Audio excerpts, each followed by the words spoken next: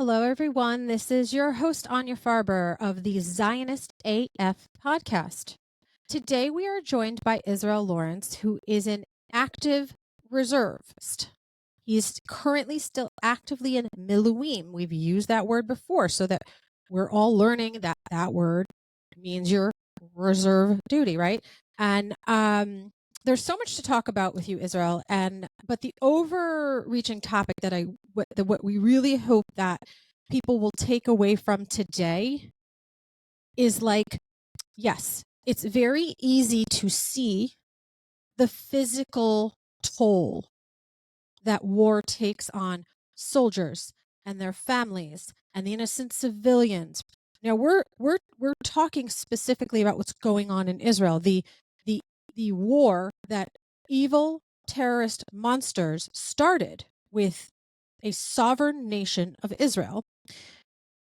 But there is more than that, right? There is like, I saw a post the other day, just yesterday, and it goes to this topic, okay?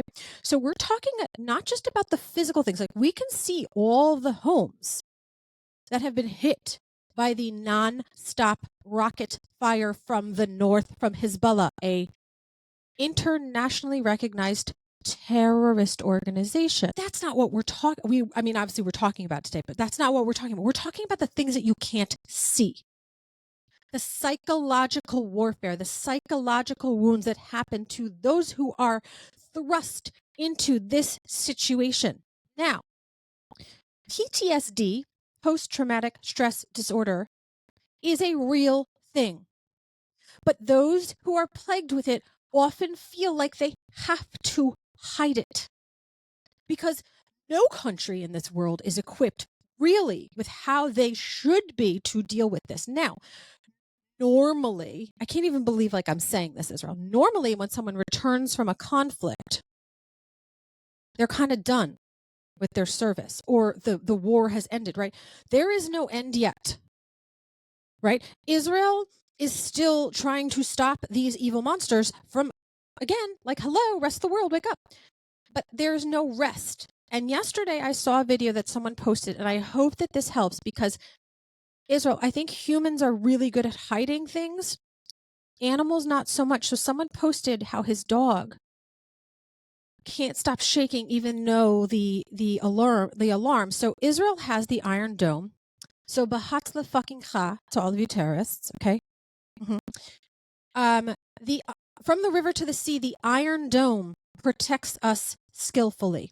I mean, they have over 90-something% accuracy rate, and thank God. Thank God. That being said, the alarms are still a cause of stress. A siren can can trigger something from the past, the psychological trauma that you've suffered. And the dog was shaking so hard, and the owner, he was trying to calm his dog down. And I thought, what a great image, because yes, do some people also have physical manifestations of it? Yes. But as humans, we're often like afraid to admit to others because they don't understand, or there may not be a support system, even though I think most people are well-intentioned and want to help.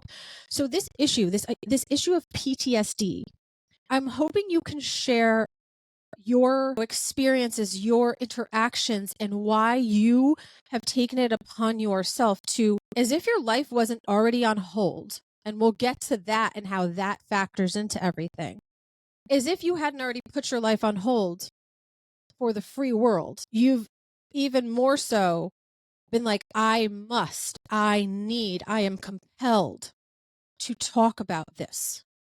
So, Israel, I'll let you introduce yourself and say, whatever it is that you want about yourself personally, because here we really respect people's personal lives and privacy. So you can share as much as you want about, your background, where you're from, etc., and how this really became your tachlis, your life mission to try to help. Yeah, well, first of all, thank you very much, Anya. And I thank God, and I ask him that I say the right words. May Hashem help us with the right words and spread the message always.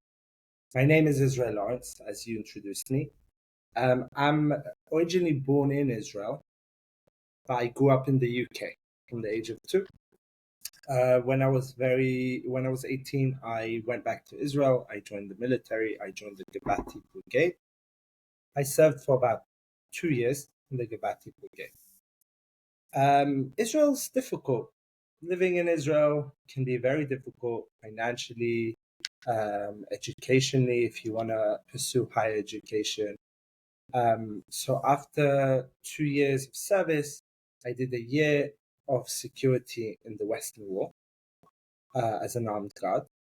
And I promised to myself that within that year, if I don't achieve certain things like starting to study or a good job, I'm going back home.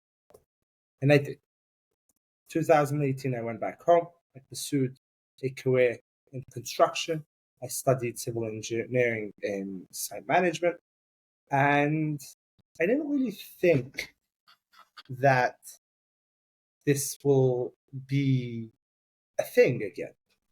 I thought I left that all behind in Israel, and I'm carrying on with my life. I was an active reservist, as you mentioned.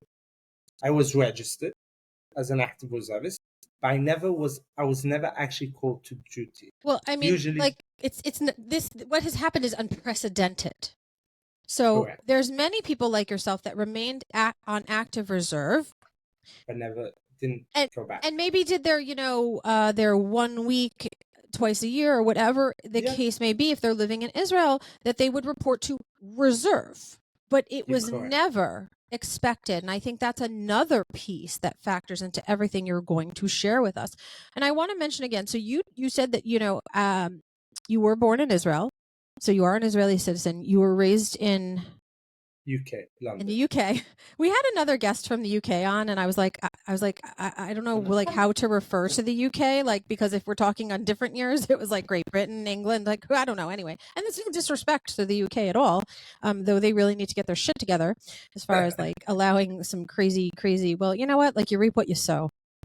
We're trying, but You you know, know what? yeah. But here's the thing, Israel. Like you have this like very fancy accent, so I'm sure a lot of people are like, initially they're like, wait a minute. But again, we have had other people because Jews do live in the diaspora. We are all from Judea and Samaria, but we have lived all over the world. You know, and unfortunately, we've had to flee from one place to another. But you, like many other Jews who even weren't born in Israel, but felt the connection to our land, to this flag that sits behind me in my studio, drawn to do your part. And I don't want you to gloss over the actual personal sacrifice that you made at 18 and being the mom of a newly 17-year-old. I'm like, that's crazy to me that like at 18, so many Israelis are doing things that are just insanely mature, insanely heavy. And you did, and you reported, and you also were stationed at a very important site in Israel, historically, religiously, and you did your piece there. Now, yes, you have obligations and things that drew you back to your where you grew up. That's second home of the UK, and you went and you studied, and of course, like many other people were like, okay, I did my reserve, I'm on the list, whatever. So you're living your life, you're thinking, okay, forward moving, I'm moving this is right, like what every normal peace loving human being thinks about, building a life. So you're trying to build your life, and you get smacked upside the head. So, yes, my name is Israel. So definitely there's a heartfelt responsibility to my country and to my home people. On top of that, I come from a line of heroes within my family. It all started up with my great-grandfather that came from Lithuania and went to the UK and changed his name from Shkolnik to Lawrence. They were escaping Nazis, and instead of running away from the fight, my great-grandfather went to the UK and joined the British military, and he served in France in World War One, and then his brother served in World War Two, fighting in World War Two, and then my grandfather, my late grandfather, may his memory be a blessing, he served in Iceland and then was moved to Palestine Mandate when it was actually called Palestine. Right. That now we're going back. And what people don't understand is that that land that was the Palestine Mandate actually encompassed a whole different geographic region. A lot of other countries, as we know them now, were considered this mandate. So thank you for clarifying, because I think a lot of the ignorance comes from the fact that we don't actually learn these things anymore in school. Now, I have to ask you, the noise that we are both hearing, does that like give you a step? Does it kind of This specific noise, in the beginning, yes. Right now, you know what I really had an issue with? Drones. I was actually in a PTSD retreat, upstate New York, and that was, it was in August. It was part of the organization Nifut, and someone picked up a drone to film the situation. I walked out with a tea in my hand and I dropped to the floor because when you're in Gaza and you hear drone, you run for cover. And even if you're not in Gaza, even if you're within the vicinity of down south, and drones is danger. Yeah. So everybody has some type of trigger. Whether, this siren didn't really affect me, but it might affect the was next person? I was somewhere else in the 5 towns, and I heard a siren, similar siren, and I thought it was a real siren. I was like, why is there a siren in New York? What's going on? And then I realized it's nothing. Right. So yes, it's one of the emergency response service branches in that area, and police sirens are not the same. Like, I was in New York 2 days ago because of the ridiculous puppet show of the UN nonsense. All we heard was like the police sirens, and it's wah! Like, and it's like they're trying to go through the intersection and no one's moving, and so it's like wah wah, and it's like, oh my God, it's very loud. And one of my guests at another time, we were in an outside area in Israel, and he actually spoke of how certain sounds do set them off. And I think that this is something that's important for people, because they don't think about these little things. Like, listen, any sort of emergency response service should heighten your awareness as a human being. Like, perhaps I should move out of the way. Someone is trying to come through that is trying to help another person. Yes, there's an awareness that should be raised, but or like a loud noise, right? Like, people talk, like, I don't understand. I will get into it. Yeah. I will explain to you a little bit more about it. And then I also want to make sure that you did refer to the organization you are wearing some of their attire, and we will make sure that everyone knows what that organization is and how they can be involved if this is something that they feel like they that they can really make an impact with with their involvement, be it time, skill, or financial. But let's stick with you, since you're our guest. So yeah, I would love to move on. So I went back to London, and obviously never thought I would need to be using those skills again. But it was always in the back of my mind that one day maybe I might need to protect my family, my friends, my neighborhood, my country. It was always like a far-fetched type of in the back of my mind. And October 7th happened. And like many brave men, whether they're from Israel, from the US, from the UK, all around the world, their minds switched from civilian to protectors, to heroes, to operators, and I say this with a heavy heart, because I have friends who did above and beyond, and I have friends which are not with us anymore. Mm-hmm. And I weep for every soldier, whether I know him or not. It still pains me. And I have friends who protected me. And we did it. And then October 11th, I was on my first flight straight to Israel. And I was trying to join my original unit, which is 5033, and it was very hard to contact them. And they told me that they don't have any more guns, and they're at which 100. which seems like what? And this, like, what It's people really, ridiculous. well, it is, but it also, what people need to understand is what scenario could the most sick Hollywood producer have created to make like like such a disgusting evil movie that you would need so many people to come and report to reinforce the regular level of army and armed services. No one could have possibly thought that. So you report, and they're like, okay, so I mean, and there are people, They couldn't there's so accept me many to the unit. stories. Correct, because there are also so many stories about people who went, out and did, just like in thing, but there were people who returned home, and people who live in Israel but happened to be overseas for family reasons, for whatever it is. Correct. Everyone returning home, the logistics of that, the stress of that, and they're like, okay, but you're there, and you just literally were like, I'm coming, I'm here, what can I do? And then this is where it led you to what you did in this most recent time, which is, I'm not even sure how to introduce I it. I would like to add to that, and then I want to carry on just Yes. to give you the glimpse of the experience in combat, and then go into the PTSD side and returning home.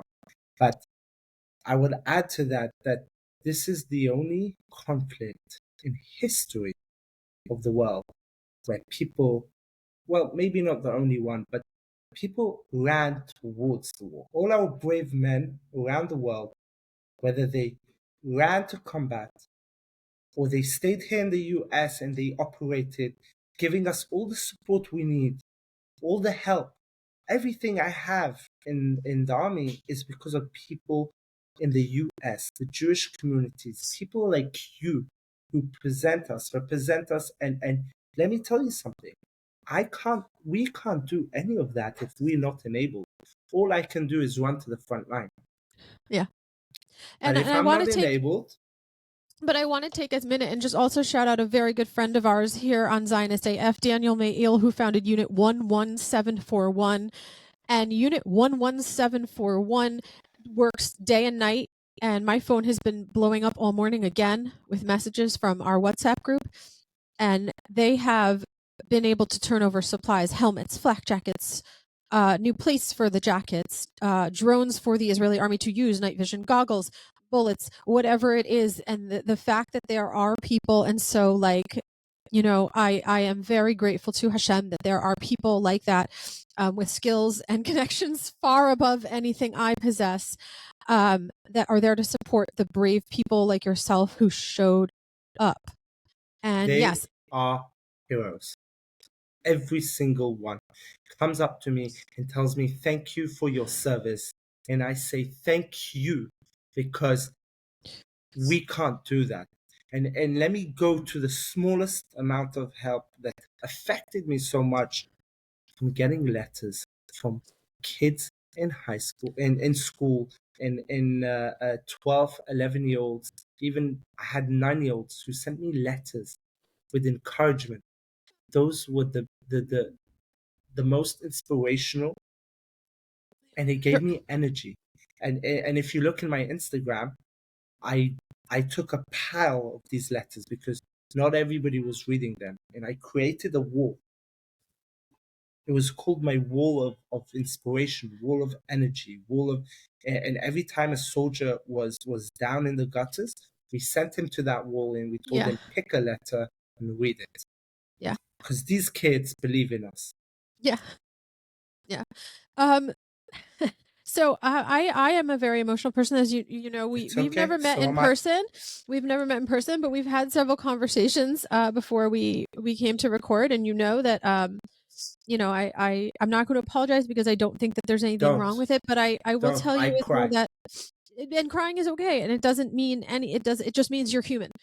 And I think that that's another thing. It's that humanity and that human understanding. And one of the things that compounds what the heaviness and the burden of PTSD and things that our brave men and women who serve are afflicted with is the fact that sometimes the rest of the world, unfortunately, like, we're a society of like instant gratification. We tire very easily of something, that understanding and um that connection is not always there, and that is yet another burden. And I think that that's like the smallest little thing that every person could do to help.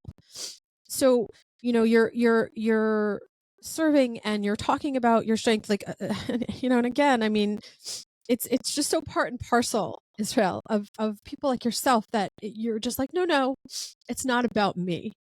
And so we say a lot here on Zionist AF, it's we, not me, anachnu, lo ani. Am Israel Chai. Am And we're Israel Chai. together. Motek, yes. We only can do this together. Yeah.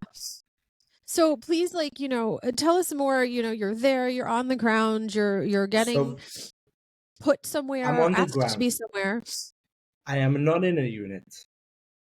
And I am, at this stage, I am there. I've done my ishtadlut, as we say in Hebrew, which means I've done my part of coming there and coming to operate. I'm there to operate. I'm there to do something for my country, like so many have, and so many have done. And it's just like, I stole someone's car. Listen to this. I stole someone's car and I just went, well, I think he was okay with it, but in other words, I took it without This took a permission. turn that I was not expecting. And listen to this. I went to various organizations. I told them I'm here, I'm with a car.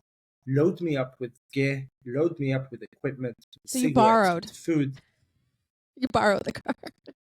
He was okay with it. Let's put it So that you way. borrowed it. You just Well, knew he I was never going to be asked him. okay. I never asked him. So yeah, whatever. It wasn't very legal, Borrowed. but at the moment the Borrowed. law was way too busy with other things. And I was taking equipment down south from various organizations, including Linvut, down south every day, back and forth, going through dangerous areas. Alone, Going as a civilian in a civilian car. Well, there was times where they wanted to send people with me, and I was like, nope. That's less I'm not stuff you taking can fit in the car. responsibility on any. Exactly, and I'm not taking responsibility on anything. The only people that were allowed to come into my car were people which served in the IDF, and they were combat soldiers. And I told them very seriously, I am not taking responsibility for you. You are your own person. We work together, but I can't go to your mother and tell her that I took you down south. I won't do that. And I did that for about 2 weeks. And I was crashing at people's houses on the sofas. I slept in the car a few nights. I slept in the office one time in an organization. I'm not the only one. No. Hundreds, if not thousands, of soldiers who came from the US and were in the same situation. Yeah. And what people don't realize, Israel, and I think it's important for us to stop now, I do believe that a lot of our Zionist AF family are people that are more aware of these things. But it's worth repeating, because if by chance we have new listeners because of this podcast, I want them to understand something. The people that dropped everything, whether they were in Israel or abroad, and reported back to Israel, many flew home, and I mean home, to Ba'aretz, to our land, to Israel, to protect, everyone, and try to, nobody knew, again, at that point, even the full extent of what was going on. And again, yes, the initial assault was in the south. But as is now finally making mainstream media, the fact that the north has been a front that has, it has never stopped. Nor have rockets ever stopped being fired from Gaza, which, let's not even go there at the moment. But that there were people that were, that flew home at their own expense, that had really it's not like people showed up with no plan, but people showed up and there was no capacity, because it's not like you could be like, oh, I'll just take a hotel. Well, there are a lot of hotels that were housing families whose homes were destroyed or it was not safe for them. And it's not like there's just like this. Israel is a tiny, tiny physical country that fits inside New Jersey. We are 9 million plus people, but still, aval, like, where's everyone supposed to be?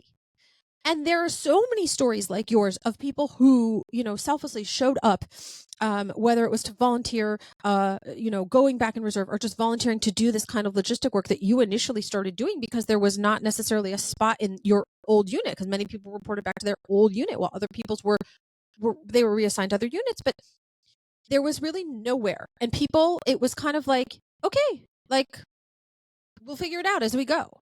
Because Israel, do all Israelis like each other? No. It's not never land, guys.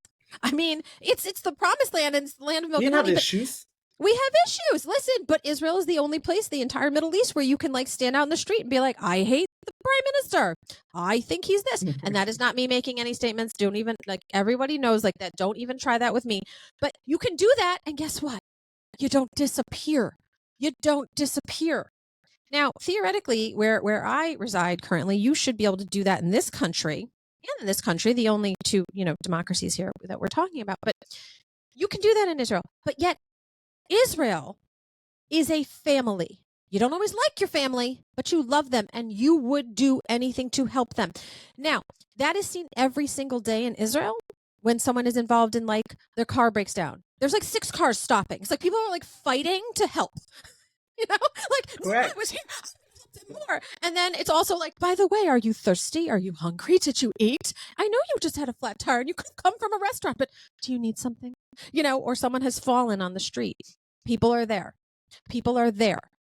You don't have to know them, but they are your family. And I think that you were able to do what you were able to do because, again, this broader issue.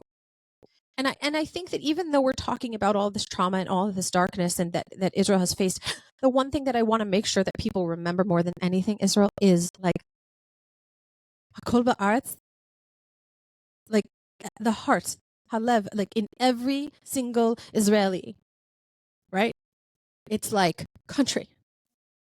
Yeah. And whether you're Jewish or Druze or Bedouin or Christian or Muslim, Israeli Arabs also reported from Elohim, volunteered. If they were, a friend of mine is a Muslim Israeli police officer. I cannot say a lot about him or what he does or where he is, but what I can say is his commitment was, I will work every single day. Does not matter.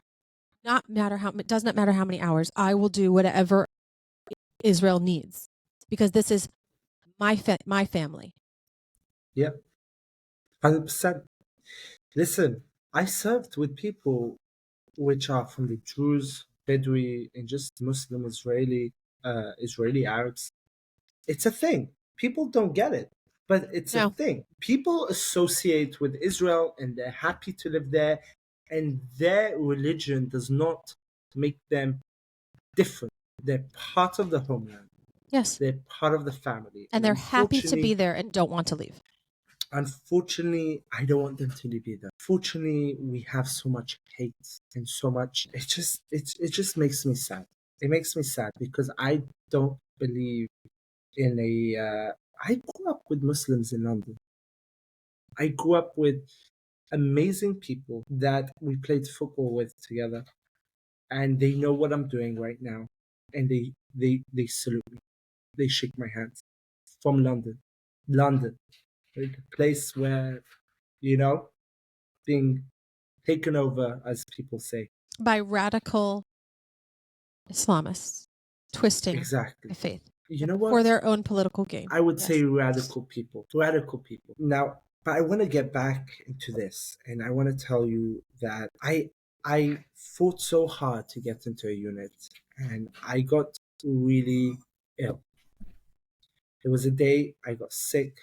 the change of weather from UK to Israel, the inside, outside, going out from a car with a AC, the dust from the south, the dust, oh my God, the sand from the south till today, I am coughing. And I couldn't get out of bed one day. I just was depleted.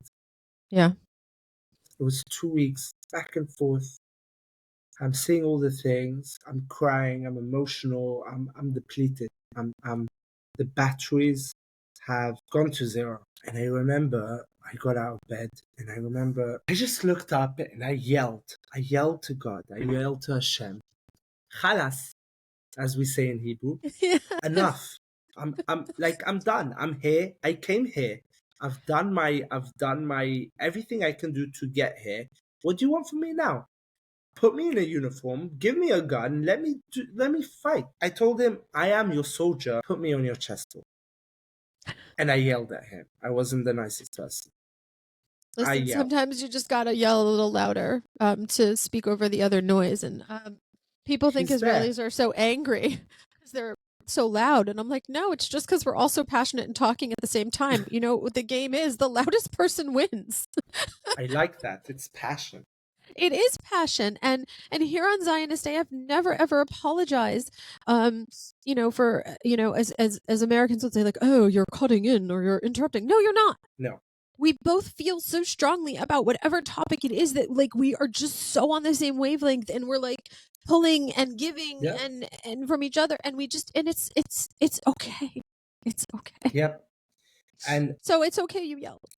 That very next day, I get a call from we call it a Katzin Kishur, which is a HR officer from a very specific unit. And now this specific unit, I had no idea anything about them. I had nothing, no info. The only info I had, that they wear red boots and I wear black boots. And the military is split into two. Red boots, black boots. I'm a black boot. Kavati Brigade, I will always represent. I'm going to start looking at boots now. I can't wait for where this is going. Yeah, so it's a joke. It's an inside joke. Oh, you're wearing black boots. Black is nicer. All the paratroopers, they wear red. All the paratroopers, that's where it comes from. They wore red boots, and I think it's a very big honor to wear the red boots. I come from Givati, so my honor is to be with the black boots. But either way, jokes aside, I had no information about this unit. They only told me that you're part of the 98. Now, everybody heard about the 98. I mean, they're being super active in Gaza right now. I mean, some of the craziest missions have come through the 98. The 98 is a Ubda, which I don't know how to translate that. A battalion? Like, it has a lot of units in it. Yeah, so it's like an overreaching... Yeah, I think you could say the battalion, and it's kind of like the umbrella... Maybe it's the umbrella. It's the umbrella of other smaller units within. I'll give you an example. You have the commando unit, which within the commando unit you have Egoz, Duvdevan, Maglan, and then you have all these other numbers that I don't even know, like 55, 35, I know, blah, blah, blah. There's so many units within. And they called me and they told me, you're part of our unit. You've just been signed up. You need to report tomorrow to an interview. I'm like, why do I need to go for an interview? You know, I'm a combat soldier. What? I don't understand. I don't understand. Interview? There's a war. What interview? What do you want to ask me? Do I need to bring anything? And I sit down in the interview the next day. And at this point, I've submitted to God. Okay. At this point, I just submitted to God last night. And there's no going back. There's no giving conditions. You can't tell God, do this, and then when he sends you you can't be in the ocean drowning, and then when God throws you a rope, no, I'll continue swimming. I'll get the next one. Exactly. It doesn't work that way. You gotta grab the rope. I'm so glad you're making me laugh, because it was a lot of crying. Listen, we need to laugh. We do. Cry. It is actually commanded, of us to celebrate. But please, like I need to know what's happening next. I will So tell you you. show up to set space for set interview. So I'm going to set interview at the 98th. And I am presented by 3 judges, as we say, like a bed din, like a court case. 3 people are there. You know, so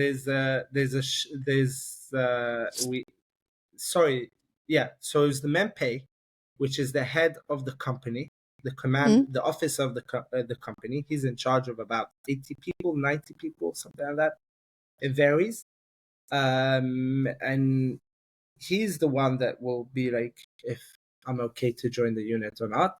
And then next to them, there was a lovely woman that was the HR officer. And she was the one that called me. She's an amazing person. She did above and beyond for our unit. And I need to appreciate that. I won't give a name, but she knows who she is. Sometimes this war looks like it's been won by women. And I love that. Because they took part. And there was women in Gaza. Yes, women serve in the IDF. Yes, yeah. I want to just appreciate that we need to value the women who have done above and beyond, whether they were in the IDF, in Gaza itself, or even combat soldiers, or even people like yourself, people within my relationships and family that did above and beyond. But okay, so we in this interview, and they tell me everything about the unit, and I'll tell you what this unit is. They told us that the unit is called Yassar Eitan of the night. Yassar is a short acronym for Yechidat Srika, which means search unit. First thing I was thinking about was, what am I searching for? Right. There's a lot of things you could be searching for. And then Eitan, which is another company within our Gdud. So we're 2 plugot, with 2 companies, Yassar and then Eitan. Eitan is Itur Nedarim, which literally means finding missing people. So the job for Yassar, our mission, is to go into the heart of war, where it's all happening, after a tragic event where our soldier has been killed. And unfortunately, trigger warning, unfortunately not in the nicest ways. And we have to go in and bring back those, I would say, bodies, mangled, say pieces. We need to bring them back home for kosher burial. And the Eitan, which works alongside us, is a unit that their job is like forensics. We come to a site, and if we have a missing soldier, then they need to do an investigation. They need to get DNA tests. They need to take photos. We need to track the grounds to see if someone has been taken or struggled or whatever. It's a bit like what do you have in the US in the police? You have like the ones who come in the white uniforms, and they do all the photos, and they put a name tag. Yeah, it's forensic and a lot of behavioral analysis units. Yeah. And okay, at this point, I am in total shock. How the hell did I get to this unit? Why me? And at the same time, my mindset of, I have submitted to God yesterday, and I told him, I am your soldier. So I don't really have a choice. I mean, I have a choice, but I can't go back on my word. I'm a man of my word. And the officer of the company he told me that this unit has been created in case, meaning they've been 20 years active service, and it was a unit that never was active. I mean, they did training drills, but it was an in-case unit, meaning the IDF prepares for things like this without even knowing what's going to happen. I guess they built this unit maybe 20 years ago. Yeah. And that's something, Israel, thank you for pointing out, that you're like, this was like, oh shit, I hope not. But yet, oh shit, I hope not is oh shit, this has happened, not on this scale, but there are IDF soldiers that are still missing that have been taken over the Correct. years. And it's not just about whether they're alive or not. Burial is very important in Judaism, and For us. it is yet, yes, it is. It is very important for us. And there are a lot of like guidelines, as you say, and the enemies know that. And they know They do, because they it's are not important human. for them as well. Because it's another form of psychological warfare and trauma that they can continue to inflict over and over and over again. And I think the world is finally seeing these tiny little glimpses of it when mainstream Western media actually might give an ounce of truth about what is going on over there, whether it's soldiers or civilians, whether they were taken or they fell in the process of trying to protect others from Israel. And you're sitting in this office, and you all of the gravity, the weight, the intensity of what you had said, like, Hineni, here I am, give me a path. Exactly. And I think, with our high holidays, our New Year, our important days just around the corner, and we say to God, "Here I am." I'm so happy And he that you said those literally, words. he was like, "Israel, thank you for speaking up. It's been a little crowded with voices coming at me, so I heard Here you go. Here's your path. And you know what? Let's go. You just said the right words. The Hinenu, like I didn't think about it. And you're right. Because we need to sometimes build a better relationship with God. And I don't mean going to shul, and I don't mean going to the synagogue, and I don't mean opening a book and reading. I mean talking to him. Like you said, I am here, build me a path. And it's for even a little child that grows up and believes in God, and their parents should tell him to talk to God and tell him his thoughts. It's a very important thing, because if we're true believers of God, then we should truly have a relationship with him. And I want to say that my commander told me that this unit has been an in-case unit and they've never actually operated. At this point, this is already the 30th of October. So it's been a couple 2 weeks, I've been in Israel. Yeah, about 2 weeks. No, a little more, but yeah. Wow. Yeah, a little more. Closer to 3. At this point, they have already picked up hundreds of bodies in the Gaza envelope. Most of the guys in the unit have already been, as we say, affected. There were a couple people who were dropping out, and they were recruiting. Units do recruitment. You have to, because there is a fatigue to war, and I think so many are being pushed not out of a lack of caring, but just an extreme need. If if not me, then who? Right? If I am not for me, who am I? If I am not for me, who will be? We're going to drop a little Pirkei Avot on you. If I am not for me, who will be? If I am for myself alone, who am I? And if not now, when? I love Pirkei Avot. Me too. Another time we'll just chat and read. Or maybe, you know what, values. Israel, how about this? This is an invitation another time. Let's just we'll do another podcast, you and I, and we'll like have a little lesson, a little discussion. We'll share some of our favorite entries with each other and our Zionist AF family. Would be beautiful. I think that will be beautiful, and obviously Pirkei Avot gives a person values in life. Yeah. And very strong values.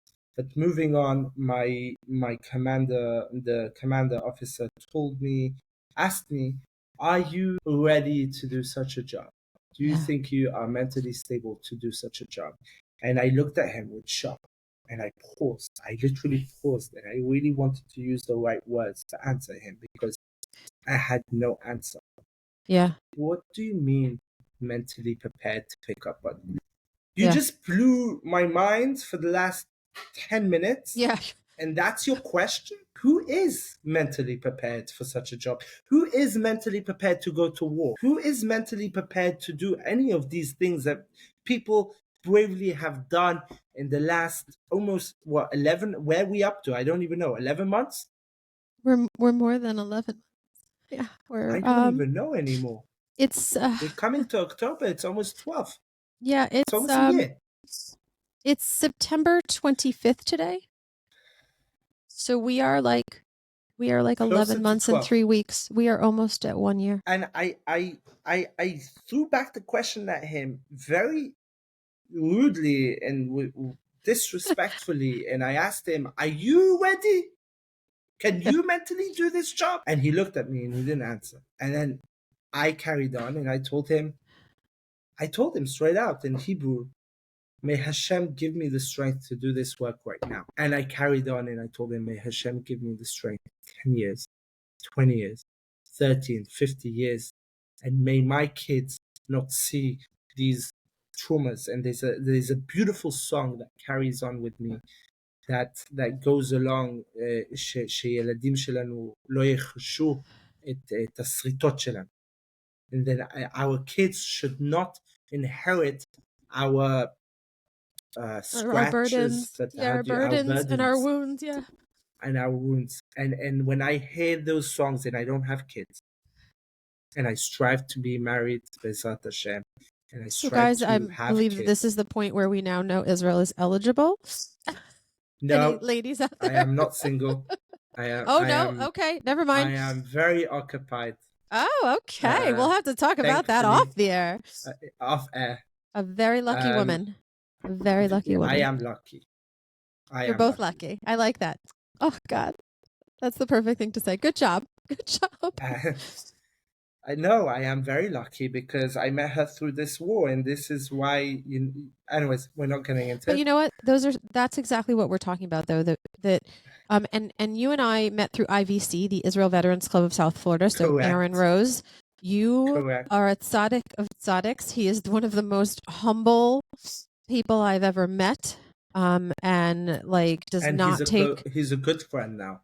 He is a gever of gevers. That's what I tell him all the time. You're a gever of gevers, Motik. And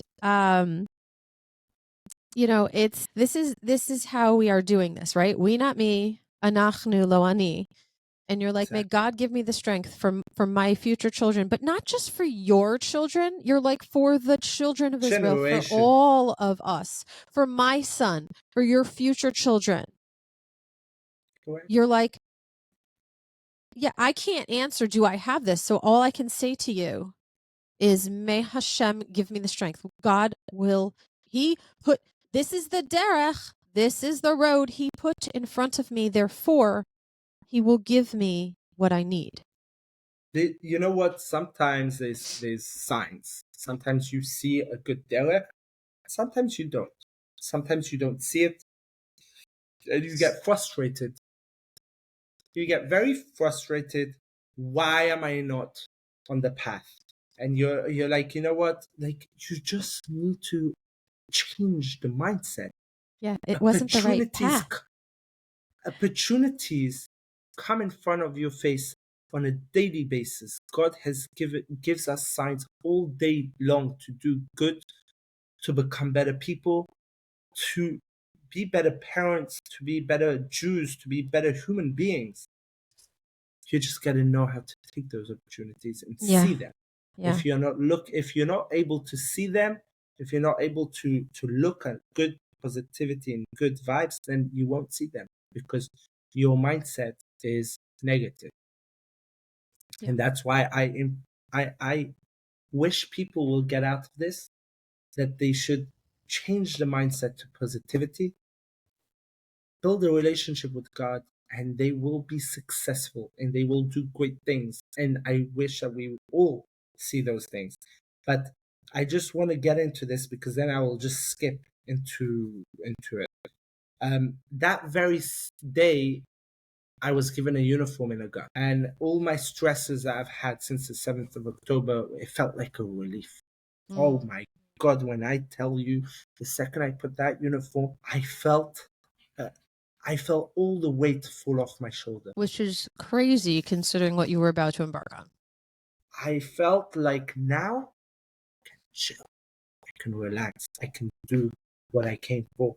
And I don't need to think about the 101 people that I'm trying to sort them out with gear, and the 101 people that I was trying to get them flights and this and that. And the operation with Nivut and helping soldiers get to where they need, whether they need a place to stay, this. And you know what? It was crazy. It was manic. And that's why I ended up being in bed, not moving, and I ended up screaming to Hashem. Because I needed all that in order to be like, God, straighten the path for me. I've had enough. And when I put that uniform, it felt so good. And I did close to 300 days with this unit, about 10 months on off over 3 drafts. And that's what we did. Our operations were very small operations. We went into Gaza sometimes for a couple hours and sometimes for a day or two. I think the most we stayed in Gaza was, 4 days maybe. But it's in out. It's constant in out in out, and we have squads. So I wasn't on all the missions. Obviously, there's other squads. There's a good friend of mine, Arky Stymons. Massive shout out if you know Arky Stymons, if you've heard of him. I'm sure he did become famous a little bit over this war because he chose to not spread negativity and news updates, and he chose to spread positivity. And that's what got him a lot of views. And he's my brother in arms, and he inspires me to spread positivity. So I want to give him a shout out to Arky Stymons. Follow him on Instagram. He is my friend. He is my brother, and he's welcome anytime to meet our mishpacha here. So. Yeah, he was the one that inspired me to talk. And I just want to get into. I won't elaborate too much about this, what I'm about to say, but I would just like to say that my unit has been successful to bring back 12 hostages for kosher Jewish family. And I am proud to be part of this unit. I am happy God gave me the ability to do it. I thank him every day, and I spoke to him on a daily basis and I still do, while I was in Gaza, while I was on the borders, while I was picking up bodies. I thank him for giving me the opportunity to be part of such a powerful unit that does above. We don't go conquer. We don't go conquer places. We don't go attacking the enemy. We need to arm ourselves. We go into very dangerous. We get attacked. I mean, we go into dangerous situations. But our mission is a holy mission, and that is to give our families a little bit of closure, a little bit, just a little bit of closure, so they can bury their kids. I'm emotional as well. And you know what? I've cried so many times during this journey. And I just had a conversation with my mom 2 days ago. And I was telling her about, well, you know what? My cousin told her, because she's not very tech savvy and she doesn't fully understand English. And my cousin told her about the work I'm doing right now in the US and everything about it. And she called me up and she wanted to tell me that she's proud of me. And I had a conversation about her, and it was the first time I told her in almost 12 months what I actually did in the army, because I was terrified to involve her in it. I just couldn't. Yeah, no matter how old you are, your mother is always worried about you. I couldn't handle it. You didn't want to burden her. No, but I wanted to tell her that I'm in a good place. and I'm happy, and I'm with good people, including my family of Nivut, which are a family of veterans, and we'll get into that. But I just wanted to tell her, and when I got into the conversation of telling her what I do, I told her I compared it to Zaka, what they do as a Yeah. civilian thing. And for And those who some don't people are know, aware. Yeah. So please share with us, like a those that quick. don't know, Zaka are a non-profit organization run by volunteers in Israel that are civilians. They don't go into war, but when there's a situation, unfortunately, due to terror, also car accidents and stuff like that, they are the ones who clean up the site. So every drop of blood can be retrieved and taken to kosher burial. Unfortunately, we can't do that amount of work because we're in a combat Well, setting. So yeah. we do what we can, and we do the best to our ability. When I told my mother that we are like Zaka in a combat setting, she understood. She knows exactly who they are, and she was so proud. And from my mother to her mother, I just want to tell you something. I never had such a stronger relationship with my mom until that conversation. Well, your mom's obviously an amazing mom because she raised you. So Yeah, we had difficult times. I'm not gonna lie. of course, everybody does. Look, you don't. Listen. When people say nice things, like, "Oh my God, you did such a good job raising your son," because I raised him by myself. I said, "No, I think he's a good kid." Like, in spite. But you know what?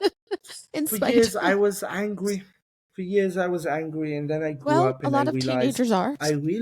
that my mom is human, my dad is human, and they both had their own prior baggage that came. Yeah. It is what it is. Yeah. You got to look at your parents as humans. Yeah. And that's why one of the biggest laws of the Ten Commandments Honor is thy mother and to father. respect, because Yeah. it's one of the hardest tasks in this crazy world. Yeah, of course. It's difficult. And I want to go now into the journey of coming back home. Coming back home. And that's why we're here. We're here because we spoke about PTSD, and we spoke about what we call the unspoken journey back home, the invisible wounds, because nobody knows about them. And some soldiers, or you know what? It's within the whole aspect of mental health, whether you're a soldier or not a soldier, it doesn't make a difference. People put on a good facade, people put on a smile, and you would never know what a person goes through. And that's why we can't judge people, because we will never know what a person goes through in life. And PTSD is real. I've experienced it out of the military, and I've experienced it coming out of the military. I've changed my narrative, and I don't say that I have PTSD anymore. I say I have PTSG, and I use the G for ongoing growth instead of growth. yeah. Okay. It's growth. The G is for growth instead of a disorder, because I'm good. I'm happy. I am doing the work. I go to therapy. I went to a PTSD retreat. I am talking. I am sharing. I am doing all the steps that are necessary to keep my mental health at bay. And I want to tell you that it's very difficult for soldiers to. They come back home here to the US. They have to reintegrate into life. The life that kept going after they left. Yeah. They had to get back on the freeway at like 80 something miles an hour from zero. Yeah. And a lot of people quit their jobs. Yeah. A lot of people, me including, I left my job in UK and I was like, bye. Right. The journey back home, the actual flight is the easy part. Yeah. The landing and being present and speaking to your civilian friends, nobody understands. Nobody can relate. And that is very difficult for soldiers. I think one of the most difficult parts for me was, moving forward a few months in within the war, I ended up getting an apartment in Tel Aviv and coming out of Gaza. You're spending a weekend in Gaza, and then Sunday you're back on base, and then Sunday evening you're already back in your apartment with all the bags and the Right. piles of washing and laundry. And the house is, as we say, a mess. Yeah. I was going to say a different analogy, but I was like, maybe not appropriate. But It's okay. You can say it. I was going to say the house is tits up. And I'm sorry. You It's scratch that out of the video. No, Marvelous Mrs. Maisel said it all the time. Exactly. And you don't know where to put yourself. You're looking at the walls and you just don't know how to operate. You don't know. I am serious when I tell you, it's as if I didn't know how to do basic tasks. And I remember I put myself in a position where I wrote a list. I needed to get things done, but my mind was not there. And I felt as if I couldn't do anything. And I wrote a list of like 5 basic tasks, very small tasks, like laundry. Get some food. I wrote eat food. I literally wrote that. Eat food. And I wrote the place I want to go eat food at. And there was a couple more things, little tasks. I think one was like washing my vest, my equipment. And it even said contact friends and see what they're up to and go out. There was another time that I came back from base, and my friend told me, "You're not going home. You're coming to my place." I was like, "No, I need to do this. I need to do that." Nope, I don't care. Right now, you're not going to an empty apartment. You're coming to my place. You can do your laundry in my place. We're going to do a barbecue. We're going to go out. We're going to chill, and we're just not going to think about anything. And you know why he did that to me? Because he went through that. He came out from combat to an empty apartment. And he did not want that for me. And I hope when he sees that, he appreciates how much I value his friendship. He's a very good friend of mine in Israel. And we're a little, we have a little British friend a crew which a little UK posse. Yeah. So you all sound so proper. We call ourselves the British lads in Bamirkaz in Central. Our last, by the way, our most recent podcast guest was also from the UK. He's an artist, and he didn't use the word lads, but he said some other things that were really funny with his little British accent. But yeah, so you lads, you British lads are there for each other, and I think it's like a mini mishpacha within. You have community is key. If you don't have a circle, then you're lost. Yeah. And you make your own circles, whether it's part of a community or shul or friend circle or social club. Doesn't make a difference. In the UK, we have historically we have pubs. Yes, I'm learning all these things about the UK. I will teach you about a pub, because a pub, the definition of a pub is a public house. That is what it is. It means everybody is welcome to come to this public house, even families with their kids, and you're welcome to have a hard meal and a beer. And that is where pubs started. It was a community social place. Sure. Besides the fact that they sell lager and they sell beers and alcohol, it was a place where people socialize and connect. Yeah. And we Jews have synagogues, and we have all these amazing social clubs and stuff like that. And it's very important to people to be a part of the family. I don't mean your own family. I mean the greater, yeah. Well, the family of humanity, and for mental health. Yeah, and the thing is, very important.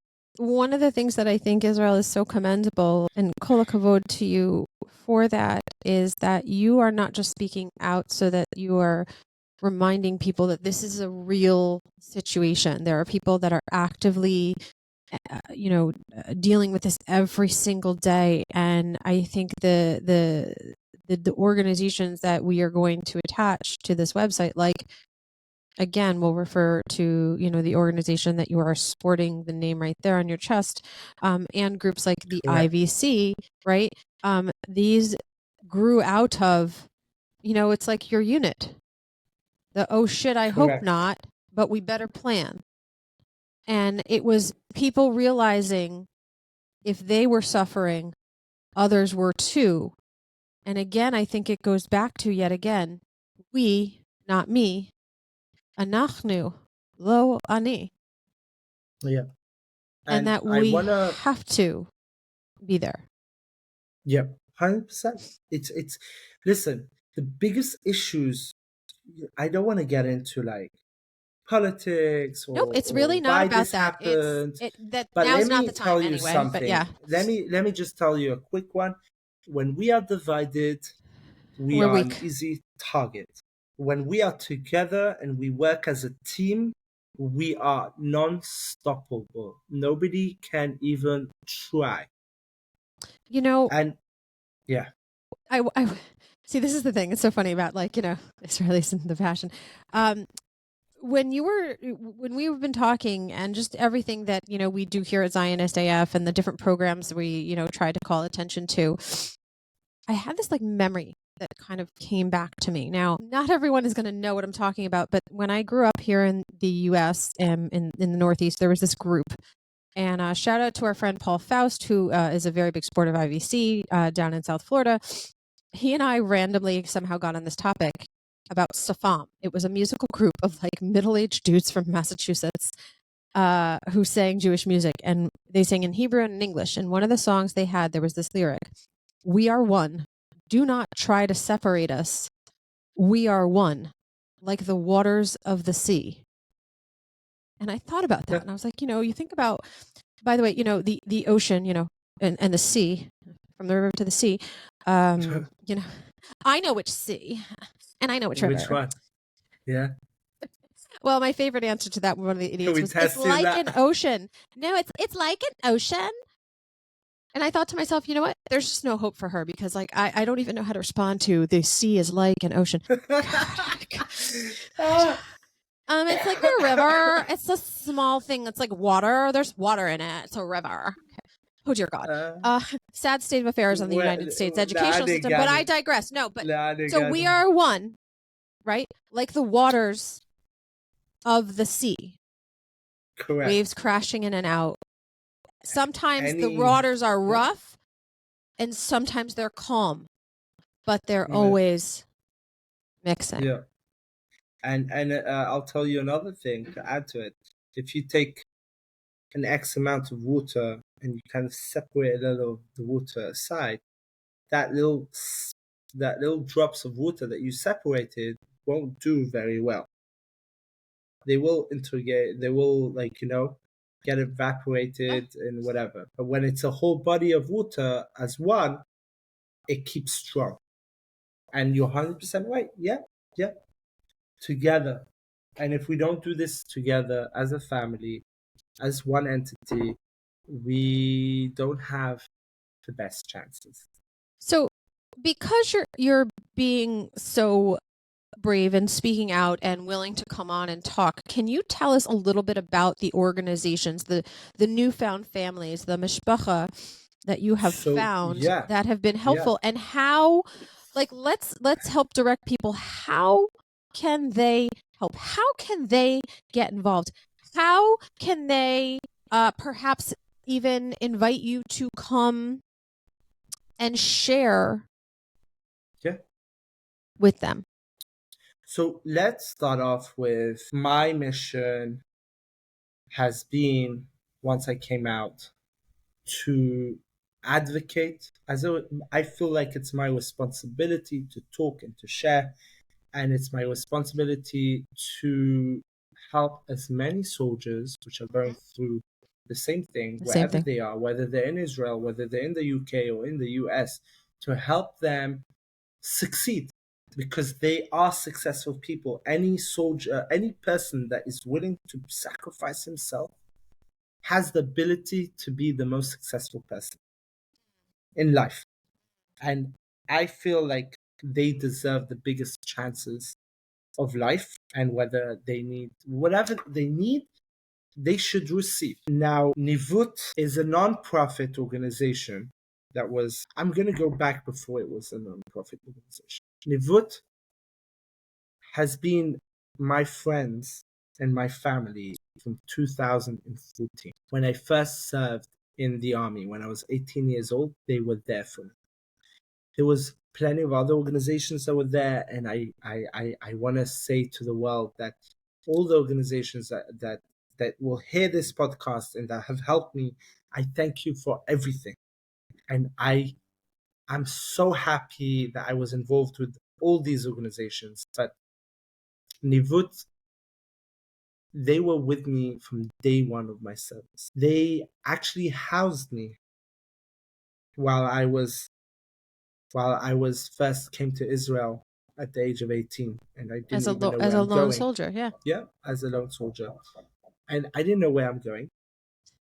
Carrying on, I've always been a part of them because their main mission was to help soldiers after the chaos.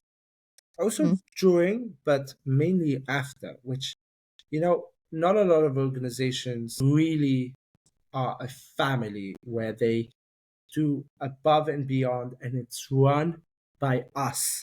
It's run by veterans. The founder is a veteran. Most of the people are veteran. There is a few people which aren't, but it's run by veterans. And I have taken a capacity as a full-time volunteer. In 2017, they established Nivut because the founder came to the US from Israel, and he messaged all the fellow veterans, and he was like, what are we doing? What's the mission? And they established Nivut. Now, Nivut has a very strong meaning. The word Nivut means navigation in Hebrew. And I just want to say that this speaks to my heart because Nivut navigates us soldiers back into success. They navigate us.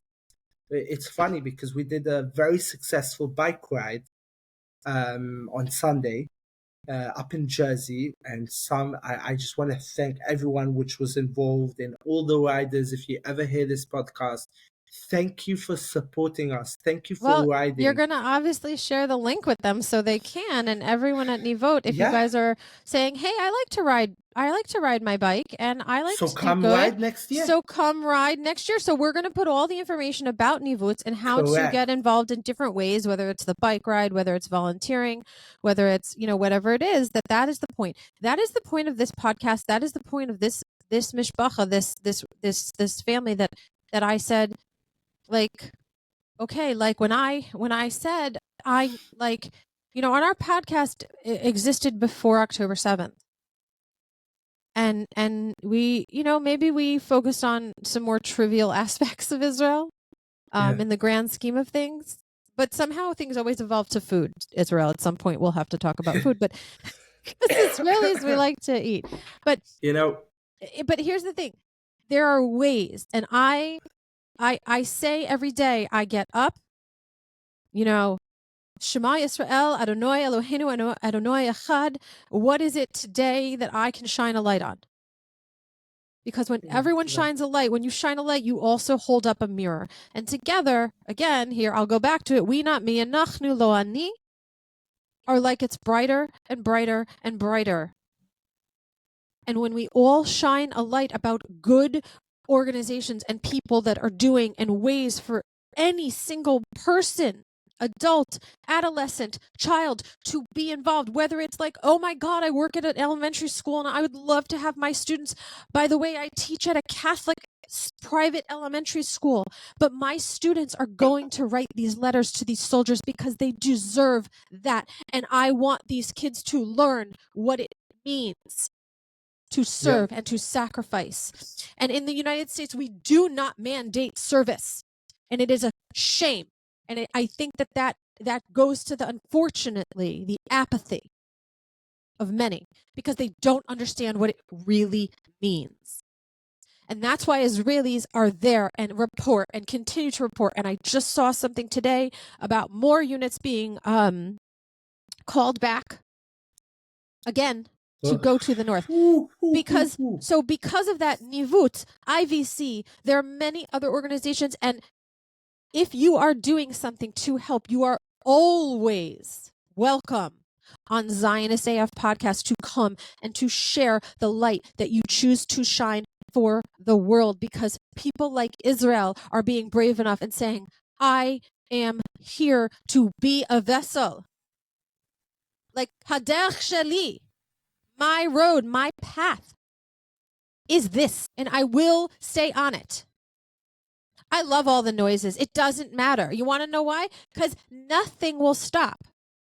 I just want to switch that one off, but yeah, I'm sorry. It's okay. I'm sorry. So, no, it's all good. Listening. Listen, we go with the flow. We've done podcasts in Israel, and listen, Israel, super tech savvy country, but sometimes the Wi-Fi is spotty as all get out, and obviously, things are impacting that, and so we do what we can. But Nivut, so we're going to put up all the information about Nivut, like, whatever social media that they would like for us to share. A little bit. Yeah, please.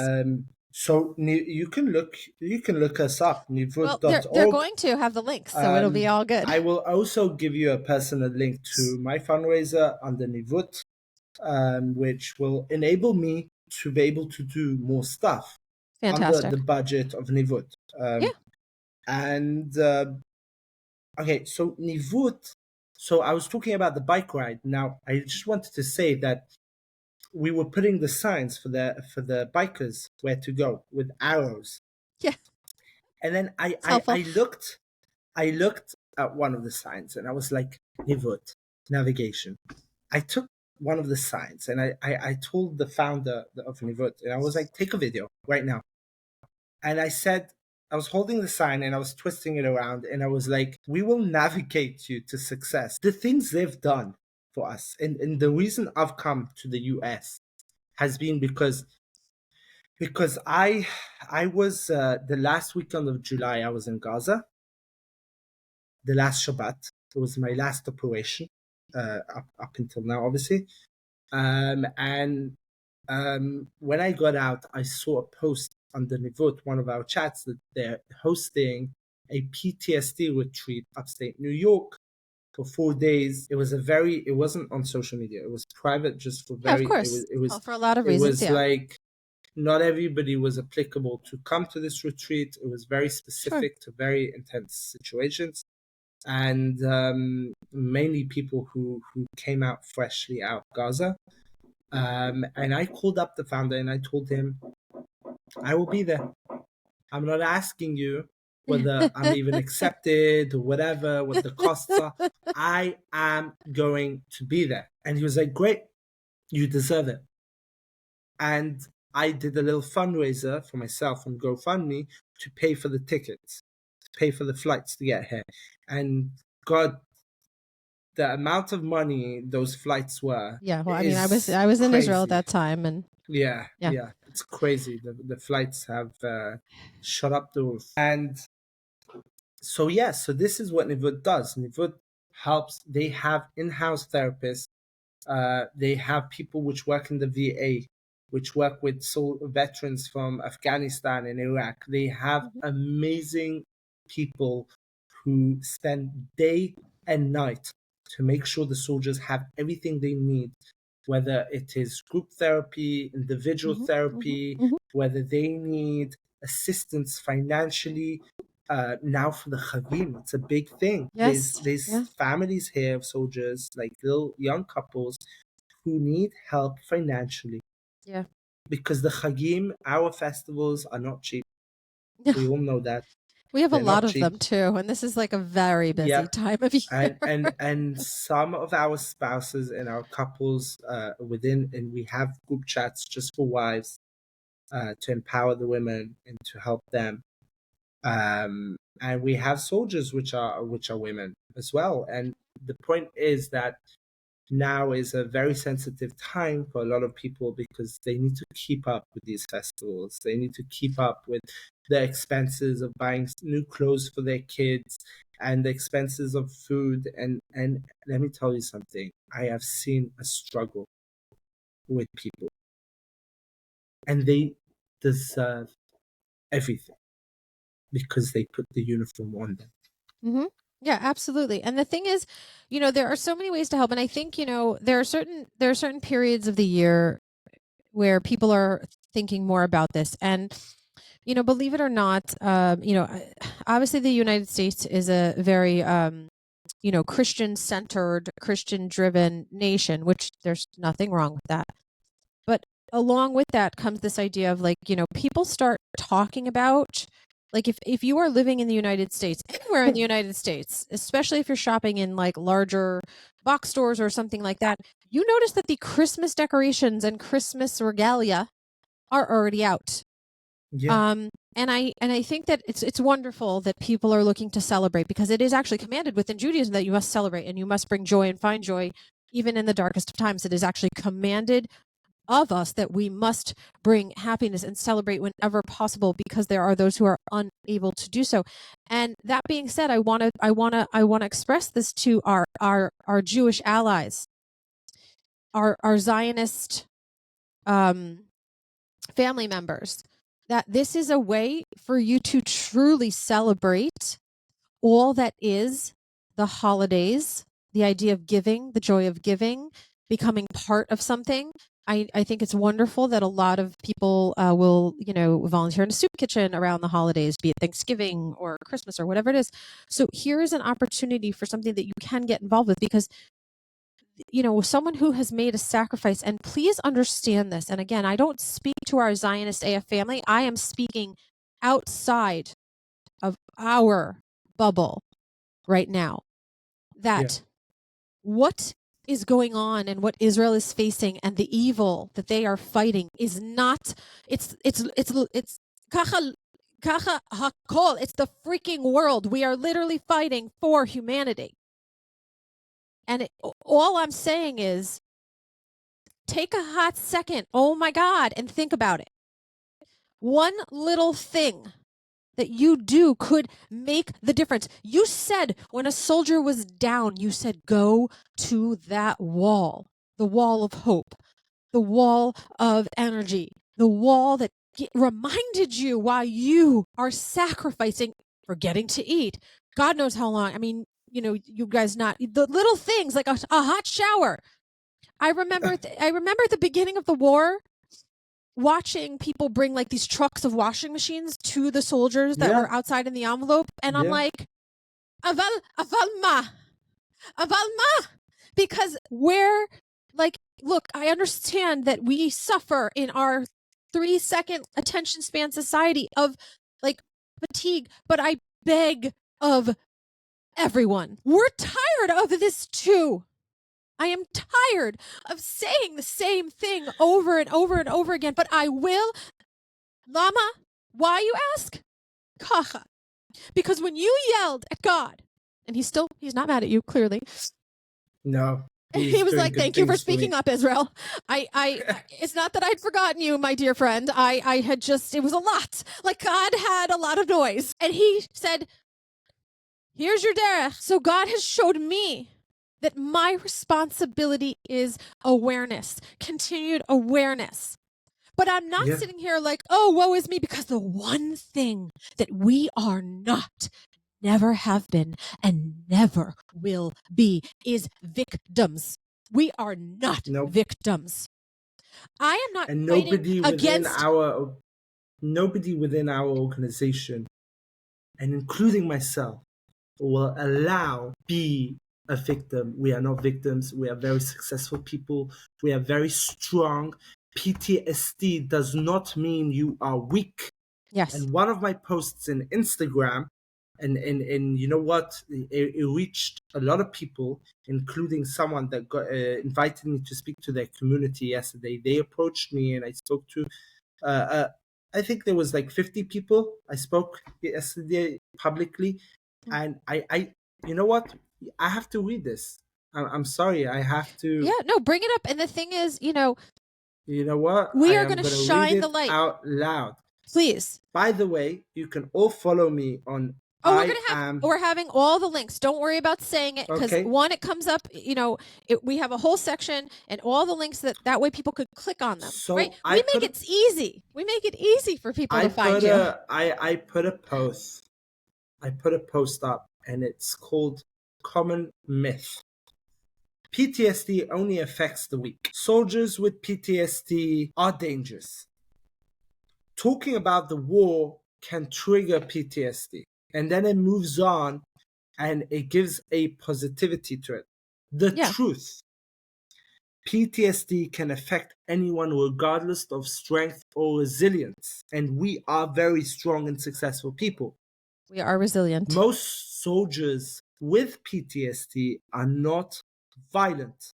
They are coping with invisible wounds. And the last one, open, supportive communication can actually help veterans process their experiences in a safe way.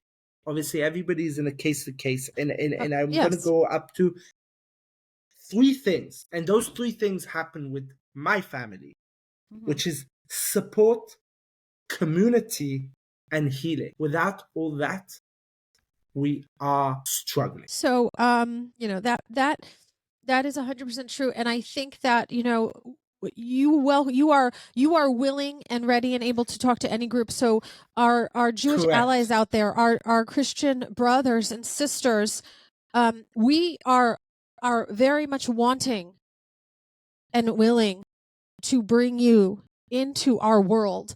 And you and I are not fighting against anti-Semitism. We are fighting for Jewish rights. We are not fighting against those who are anti-Israel. We are Zionists, and we are proud. I am unequivocally and unapologetically Zionist as fuck. That is the AF people. Also Anya Farber. Because I don't hide. I am here. I will not cower to you. Though I did chuckle at some of the ridiculousness that was said at one of my YouTube posts. I like your Yiddish words. I'm a fluent speaker of Yiddish. I speak fluently Yiddish. I don't. Unfortunately, my grandparents use Yiddish as a way to talk about us. So we wouldn't understand when we were children because... Well, the thing is, like, when you grow up in the diaspora of that is our world, our diaspora Judaism, unless you're in an more insular Jewish, heavily Ashkenazic Jewish community where there are people actively speaking Yiddish all day long, you are probably not hearing it outside of your grandparents. So my grandparents did not teach us. They used it to talk about us. Though my dad's mother was like literally the worst. She would point. I grew up Hasidish in London, and we spoke I'm sensing Yiddish. You spoke, yeah. Yeah. So Hasidish, if you're part of our family and you're not totally aware, that is a more within Judaism. There's a lovely, beautiful spectrum of levels of observance, of traditions and laws, such as when you have said, a kosher burial. There's laws of kashrut. There's these governing laws that talk about our food, our the way we interact with people. Some people, there's this term, shomer negia thrown around. Correct you. Oh, I'm sorry. I'm just gonna correct you because I know where you're going. No. Yeah, no. I'm just saying, we want people to understand when you say I grew up Hasidish. We want to tell them what that means. They may not know. Okay, so I wanna just take away the stigmas about Hasidim and Hasidis. No, but I don't know how to say it in English, but what I'm trying to say is that it's not about the level of observant. Hasidism is a value, it's a core value system of accepting Jews for who they are. It is a core value system to accept every Jew is allowed to be part of our congregation. Mm-hmm. Every Jew is allowed to come into a synagogue and pray. because once upon a time there was two type of people. There was the scholars, and they were the Yeah. amaretz, which means Right. a person of the land. So he's a working person. He is not allowed to come into a synagogue to be part of a minyan. Mm-hmm. So the Baal Shem Tov, which is the person of the good name, which is Yisrael, which I'm actually named after him. Yeah, no His pressure. name Israel Baal Shem Tov, no pressure, but he came in to the world of the Jews and said enough is enough. They are allowed to come and pray as well. They are Jews, and they should be a part of the community and the values, and Mm-hmm. that's where it is. Mm-hmm. Obviously, nowadays it is considered an observant, orthodox. I don't care about that. No. The thing is, look, I think the thing is that there's a lot of misunderstanding and misconception. It's not just of like Correct. Israelis, right? What does an Israeli look like? You know, What does a there's Jew look like? Israelis- Right. And people dress differently. And you know, it's crazy. Even like within, and I think that this is a hysterical thing, but like that even within different areas, like this idea of observance and what one would label one thing and maybe the diaspora is not labeled that way in Israel. But that's all like, Yeah. again, you know what? Excuse me. I hate the labels. What that means, Israel, is you'll just have to come back for another podcast. Correct. And we can talk about England. But we can talk about Hasidism. We can Pirkei talk Avos, about whatever all of you it, want. and we can learn together. Perhaps on our Pirkei Avot episode, we'll see. Correct. Excuse me. That would be nice. But what I see. want to stress to people is that we're going to list, right, the contact information where you are saying if you would like to find out more, if you would like to invite me to speak to your community, here is how you can and should reach me.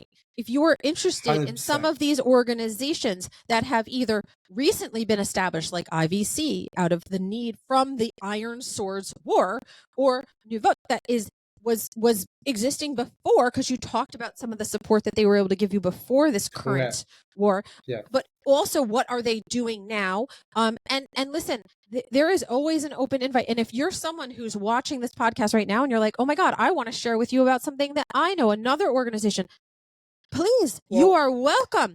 Please come and tell me and share with it. And we want to do that because together we are going to shine the light, and we're going to be supportive, and we're going to be family members. So all of the information, like the websites, any social media pages, if people prefer to be contacted by email, all of that stuff is going to be attached to this podcast.